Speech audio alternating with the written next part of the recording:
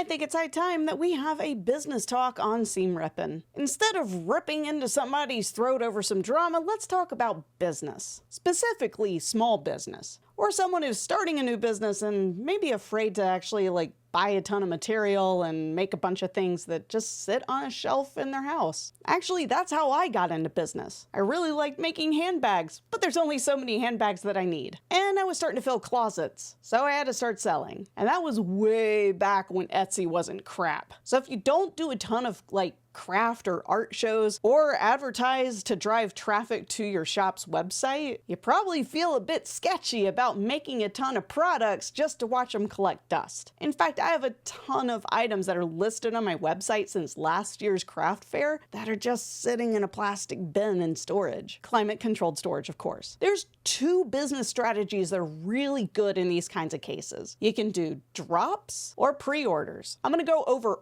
all of this. But basically, I've been doing this for a while, but it's super prevalent in the doll community. So that's why I decided to talk about it, because it's one of those things that I personally have had to mull over, how do I offer embroidered goods? As I just don't do shows. I tried, I don't have the time for it, nor do I have the space to store all of the things that I make, or all of the raw materials that would let me make things in bulk like that. Where am I in this room going to store every size, color, and style of a t-shirt or a sweatshirt even? The answer is nowhere, because there's nowhere left. So let's go over those two options in detail. Drops are one of my favorite strategies. It's a little more attuned to the way that I work and the kinds of products that I make, namely handbags and wallets. I don't have to worry about somebody's booty size for those, you know? So if I want to make 10 of a perfect pouch and put it up as a drop, that's a lot easier on me. The gist of it is you just make a limited quantity of a product. Then you go to socials and you hype the absolute crap out of it. Woo, I've got these drops coming. You have to let people know that they're coming and when they're going to be for sale. You don't want to hype it out too far in advance because then you lose that momentum. But that's really kind of for you to gauge as you would know your audience and your customers. This isn't something that I would do with an item like a t-shirt or a sweatshirt because size would come into play. And I don't want to make 10 smalls, 10 mediums, 10 larges, etc., etc., etc., only to have half of them sit on the shelf. It creates an amazing amount of hype that I like to refer to as the Pokemon factor. People who love to collect things will be absolutely tingly over it. The drop strategy tends to give a collectible or rare kind of vibe to the product you're selling. If people think or know that you're only ever going to create 10 of said item, they'll probably be a little more pressed to buy. Now that I say it out loud, it kind of sounds a little evil, psychologically evil, but I don't want to end up with 10 backpacks in my closet, okay? The downside is you still have to produce said quantity and store it. There's no guarantee that you're going to sell all 10 of the backpacks. So you just need to set expectations that you might end up with a bunch of backpacks. For example, I did a drop of doll clothing this time last year. 70% of the stock that I put up did sell. The remaining 30% ended up in my kids' bedrooms on their dolls, but still. Now, if you don't already have an audience like I do, then you may want to kind of gauge what you're going to do for the drops. You do need to build up a social media presence. You need some fans. Not that I really have fans, I have frenemies. Sometimes you just need to look at the comments that are made to my videos to know what I mean. Exhibit A. It wouldn't be a Seamrippin if it didn't drop some drama. If that was your comment, I have no regrets. So if you're just starting out with a business, you might want to keep the quantity slightly lower. Make 2 or 3 of the same thing, and then hype the crap out of it.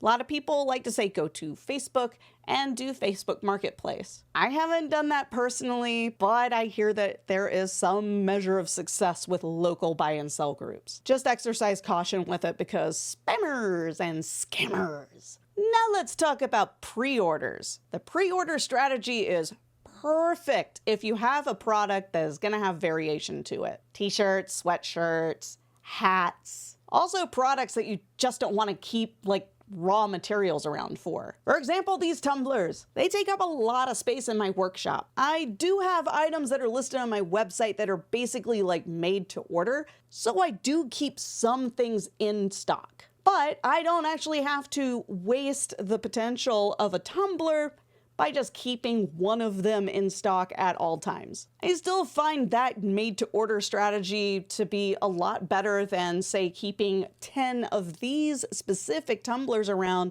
and then they're not selling. Because at least I know I can offload my blanks and my raw materials to other artisans in the area. Like, it's incredibly wasteful. I actually have a lot of tumblers where I've made the one-off so that I can have the picture for the shop, and they're still sitting in the box, collecting dust. The length of time to do a pre-order kind of depends on you. I usually say like 1 to 2 weeks. You don't want it to be too long because if you go too long, people get bored or forget. Also, if it's too long, people who did pre-order early on just get mad. All you have to do is look at those cute little fabric groups. That'll give you a whiff of the kind of pre-order chaos that can happen. You need to consider doing pre-orders in a way where they straddle like the 1st or the 15th of the month. At least in the United States, that's typically when a paycheck will drop in someone's bank account. So if somebody is considering treating themselves to something nice, you want to make sure that you straddle those dates. The beauty of this strategy is that you know exactly how much raw material you're going to need to purchase. So if I take a pre-order for said tumblers and I get 25 orders, I know to order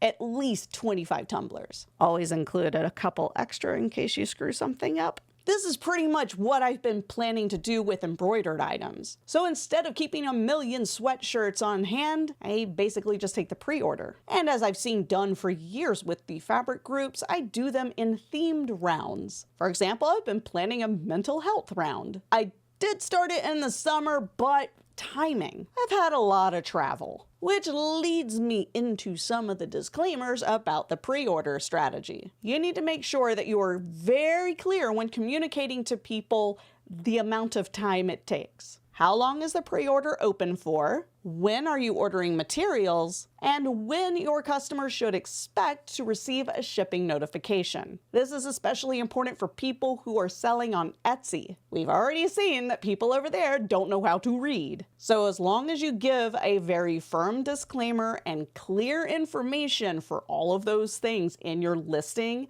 you're safe. Well, safe-ish. You'd probably still have to appeal for like the one person who's like, I expected to get this yesterday, which is a completely different Seamrippin because we ain't Amazon. Nor am I a time traveler for the whole like, I wanted it yesterday thing. But even if you're not on Etsy, it's really important to be clear with everyone. It's about business ethics. If you say that you are going to have a pre-order for 1 week, order the materials, give it about 3 days for the materials to arrive, and 1 week to produce and ship, you better do it. Because if you don't, they will eat you alive.